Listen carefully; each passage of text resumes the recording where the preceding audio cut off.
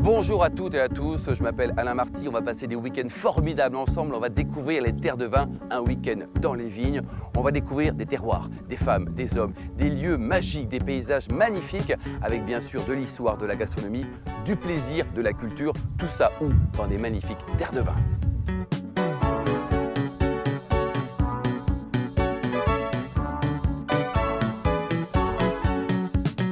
Ça y est, nous sommes à Bagnols-sur-Mer, il fait beau, il est 8 h du matin, la mer, la montagne et au milieu les vignes. Nous retrouvons Romuald, notre ami vigneron, qui est dans son vignoble. This is it.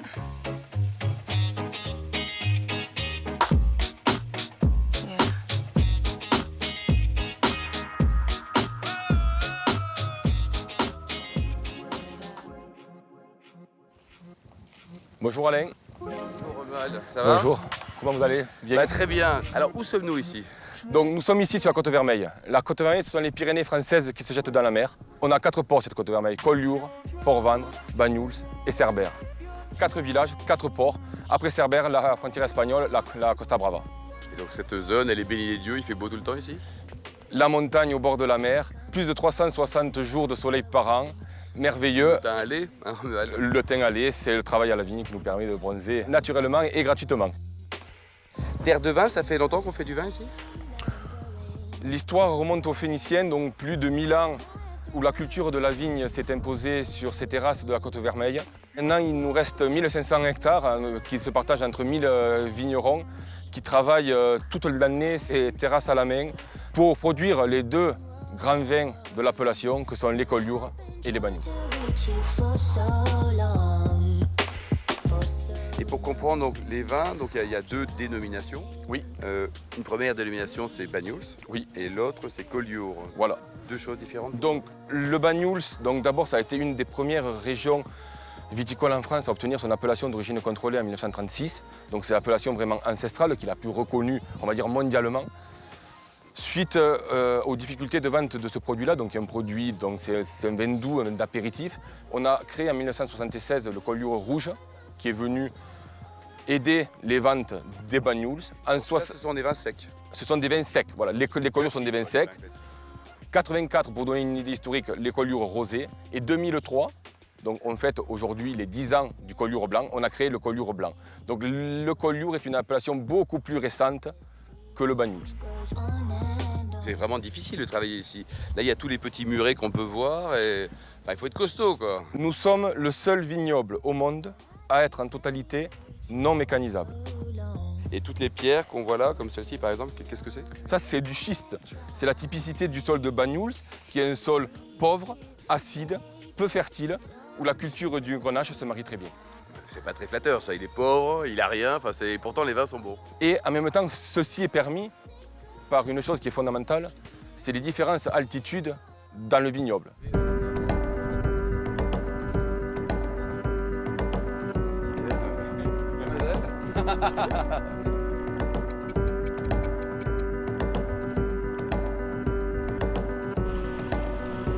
Très très beau. Hein.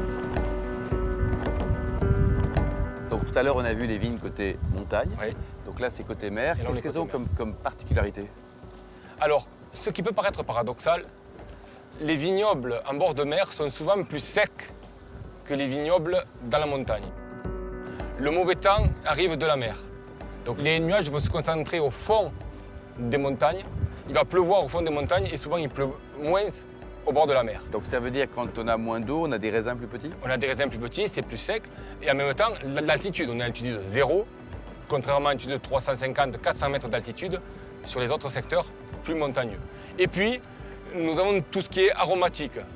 Donc ce sont des vignes plus concentrées, plus chaudes, et qui donnent parfois, et surtout présent sur les Collioure blancs, un arôme d'iode, de sel. Et ça on le retrouve vraiment, c'est-à-dire que quand on goûte un vin, un verre de vin, on se dit tiens, ça c'est un vin qui peut être élevé en montagne. C'est vraiment la spécificité des Collioure blancs. Surtout au niveau des élevages, lorsqu'on garde le vin 2, 3, 4 ans, cet arôme d'iode apparaît dans le vin.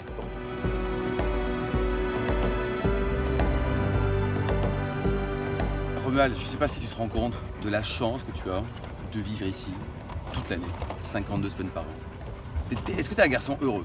Ici, j'ai l'habitude de dire qu'on ne travaille pas. C'est une passion qu'on a, donc on vit ici. On n'est pas en vacances, on n'est pas au travail. On est heureux d'être ici. C'est merveilleux. Alors, ici, on a un paysage préservé. Donc ça, l'avantage, c'est que c'est magnifique. L'inconvénient, c'est qu'on ne peut pas construire une cave. Donc tes vignes sont là et tu ne peux pas avoir les chais juste à côté.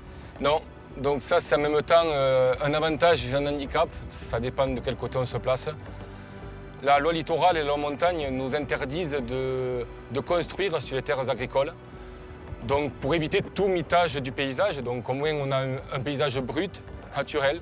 Donc les vignes sont sur le territoire et toutes les caves du cru Banyuls se situent dans le village.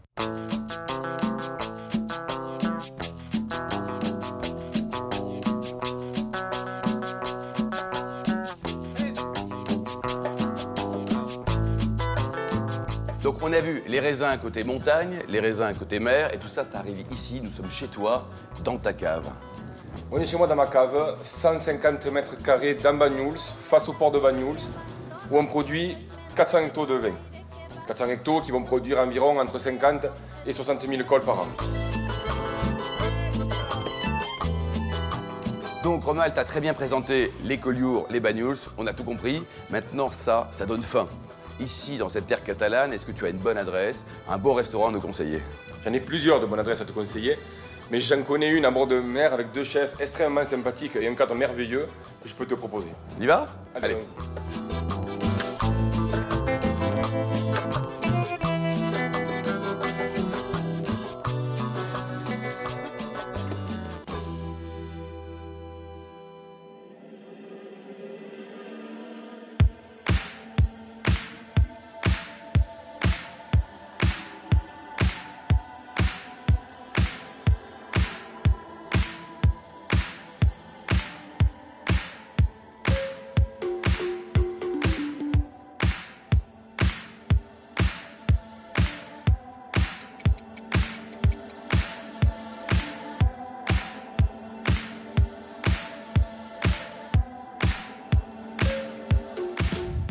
Ils sont là. Après l'artiste du vin, les artistes de la gastronomie. Bonjour. Bonjour, comment tu vas? Ben, très bien, Mélina, très bien, très bien. Ben, ravi en tout cas. Bonjour. Donc vous avez été très chaleureusement recommandé par Romuald. Il m'a dit, il faut absolument les rencontrer. Merci. Ils sont sympas, ils font une cuisine extraordinaire, donc on peut y aller. Alors, il y en a un des deux qui est catalan et l'autre qui est breton. Alors ça doit tout de suite, hein, premier regard, à mon avis, je suis la bretonne. Mais pourquoi? Catalan. Le thym. Le thym et le catalan. Ah ben moi c'est bronzé. Donc c'est le choc des Voilà. cultures en pays Justement. roussillon, en pays catalan. Juste. Alors on va déjeuner ensemble, ça c'est formidable, merci beaucoup, c'est vraiment adorable. Et on va déguster donc sur le plat un grand poisson. Voilà le chapon. Donc, on t'a préparé le chapon de Méditerranée, enfin qu'on va préparer ensemble. Bon, formidable Mélina, Albert, avec ce poisson, on va le farcir. Tout à fait. Donc Mélina, comme il disait, il va l'ouvrir sous le dos. Et nous, on va préparer, donc de notre côté, une farce. Une farce à la Nous, catalane. qui va préparer? C'est toi qui vas préparer? Toi et moi. D'accord, tous les deux. Voilà, on va Bon, s'y mettre. d'accord. On va s'y mettre. Avant de faire quoi que ce soit, il faudra se mettre les tabliers. Donc les vrais chefs sont en Voilà. blanc et l'apprenti chef est en noir. Voilà. Très bien.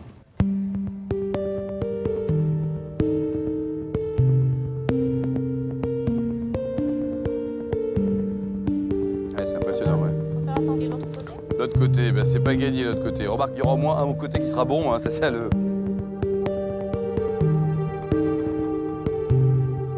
Et donc là, Mélina, qu'est-ce que tu es en train de faire? Alors, Tu achèves le poisson, il n'y a plus rien là. Voilà, donc tu vois là, j'enlève complètement l'arête.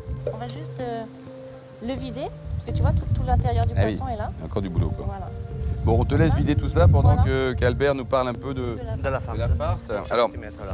donc, mais on peut l'avoir simplement grillée ou alors une farce, c'est conseillé pour ce type de poisson? Tu crois Alors qu'il c'est faut conseillé relever parce que c'est vrai que c'est un poisson quand même en chair un peu ferme, donc la cuisson est un peu plus longue. Ça c'est mieux de les cuire dans les fours après, avec un peu de soupe de poisson, l'arroser à fur et à mesure. Tu vois, l'imbiber, lui donner un peu de Donner vie. une âme. Justement, Quoi. justement. Donc bon, pour faire la farce à la catalane, on a les épinards. Les épinards, Tu vas rajouter un peu de tomate confite. un peu de tomate confite. Voilà, donc tu peux mettre tout ça, oui, à la limite. Tout Oui, tout ce D'accord. qui est haché, voilà. Là, on va mettre un peu d'olive. Et tout, Albert, ou pas? La moitié. La moitié, Voilà, très la bien. moitié. Là, on va mettre donc les pignons. Alors, le pignon. Voilà, pareil, la Alors, moitié des pignons. Après un petit peu de raisin, Pareil, peut-être, non? donc un peu de raisin aussi. Donc les raisins, ils viennent d'où? De Corinthe, ils viennent... Ça, c'est des raisins de Corinthe, ça, oui. Corinthe, Ouais. voilà. Il y a plein d'éléments à l'intérieur. Hein. Mm. Il y a plein d'éléments. Alors Sur là, la on va farce. mettre un peu de citron confit. On va rajouter un peu d'herbe fraîche qui va donner toujours ces côtés un peu plus frais, plus légers, plus printanier, plus estival. Hein, donc dans la farce, tu peux te mettre. Voilà. Donc, Comme ça. Ça, c'est basique, on peut le faire. Hein. Voilà, ça, Voilà, faut pas être un spécialiste. Un peu de persil. voilà. Donc pour finir, là, tu vas mettre un peu de sel, un peu de piment d'Espelette avec de l'huile d'olive. Et moi, je mettrai les citrons râpés qui va donner un peu ces côtés-là un peu encore frais. Quelle équipe? Donc là, c'est prêt. Voilà. La farce va aller dans le poisson. Et ensuite, tout ça, ça part où? On va les donner à Mélina et c'est Mélina qui va farcir le poisson, qui les mettra dans les fours avec un trait de soupe de poisson. Donc on va se régaler.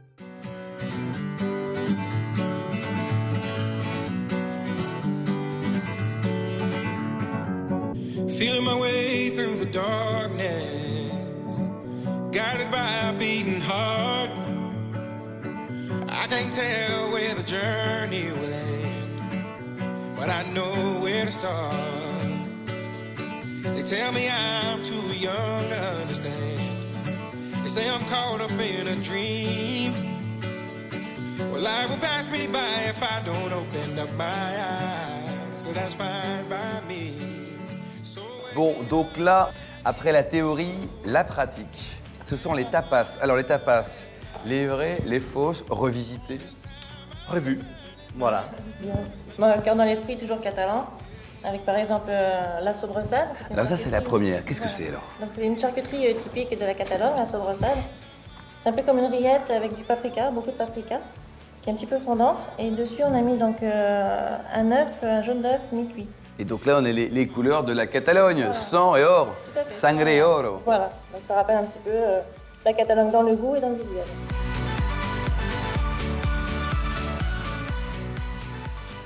C'est pas bon, c'est très bon. Donc ensuite, ça, c'est un peu dans l'inspiration sudiste espagnole qu'on arrive à trouver donc, ce qu'on appelle les fritures, las frituras.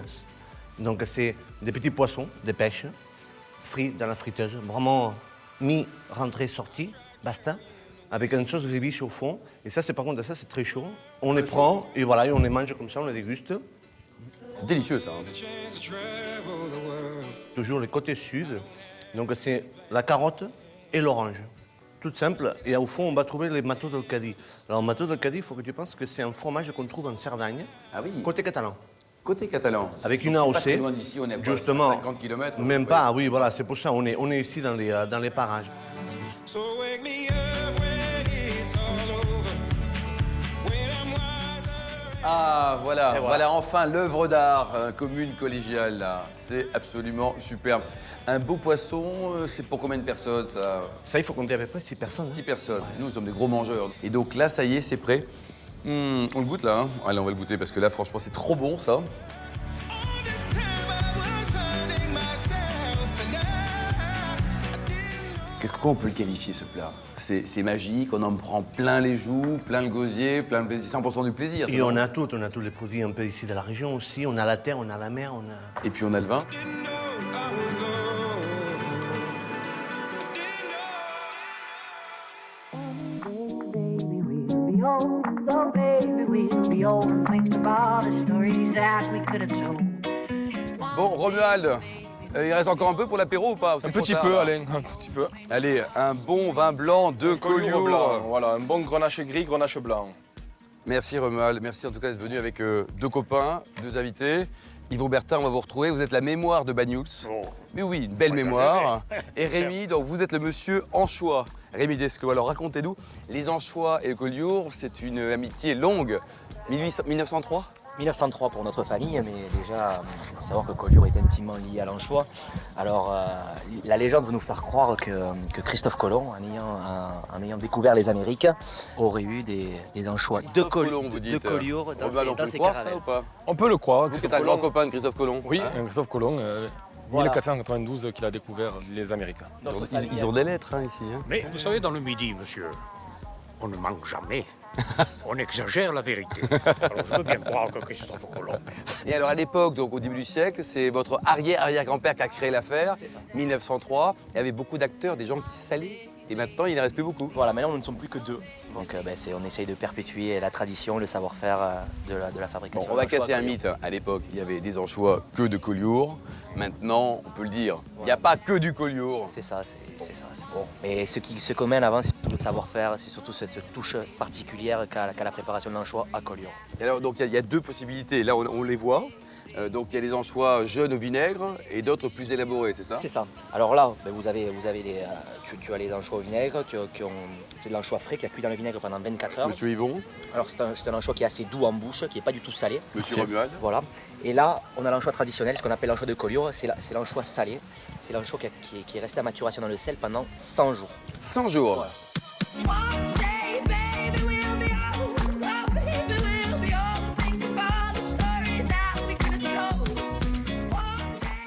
Ça se marie très très bien avec ce que nous sommes en train de boire. Alors, justement, un vin blanc, ça c'est. On oublie les Banyuls? On oublie les Banyuls. Là, on est sur un vin sec, un Collioure blanc, avec les cépages traditionnels qu'on a vus ce matin, les grenaches gris et les grenaches blancs. Là, ils sont passés donc 6 mois dans les fûts de chêne, comme les anchois. Et donc là, on a une association parfaite entre la minéralité du vin et la fraîcheur des anchois. Excellent. Et quand tu vois des jeunes vignerons comme Romuald, les choses, toi tu es encore tout jeune, hein, tout va bien, mais les choses ont changé, c'est mieux, c'est moins bien, il y a une tradition de l'innovation. Il y a énormément de choses qui ont changé. La culture de la vigne elle-même déjà. Imaginez, moi quand j'ai commencé, j'avais 17 ans, on bêchait toutes ces plantes 2 fois par an, à la bêche, en Balkamak. Hein, Et toi tu bêches combien de 2 fois fois? par an. On bêche plus. On bêche plus. non, On mais- bêche plus. On bêche plus. Bon, et en tout cas, merci Yvon, merci Rémi également d'être venu invité par Romuald. Tu as d'excellentes fréquentations. Ce fut un plaisir. On s'est régalé, on a croqué les anchois, les spécialités. On a croqué aussi une histoire depuis 1611. Merci à tous les trois. Allez. Saluti perles, comme on dit en catalan.